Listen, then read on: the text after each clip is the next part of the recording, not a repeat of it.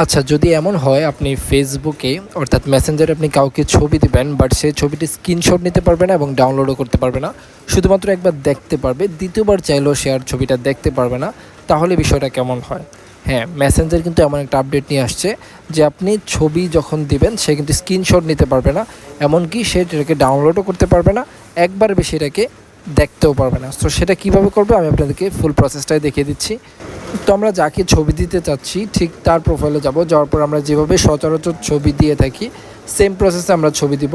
But এখান থেকে আমরা ছবিটা ক্লিক করার পরে আমরা সেন্ড অপশানে না গিয়ে এডিট অপশানে চলে যাব। দেন আমরা এখান থেকে ভিউ ওয়ান্স, এটা কিন্তু অফ করা থাকবে, আমরা এখান থেকে ইনেবল করে দেব। অন করা হয়ে গেলে আমরা এখান থেকে সেন্ড অপশানে ক্লিক করব। তাহলে আমরা দেখতে পাচ্ছি আমাদের ছবিটা কিন্তু এইভাবে যাবে। দেন এখান থেকে সে জাস্ট একবার শুধু ছবিটাকে ক্লিক করে দেখতে পারবে, এটা কিন্তু দ্বিতীয়বার দেখার কোনো সুযোগ নেই। সো এইভাবে কিন্তু আপনি খুব সহজে ছবি পাঠাতে পারেন, কিন্তু কোনো স্ক্রিনশট অথবা ডাউনলোড করতে পারবে না সে।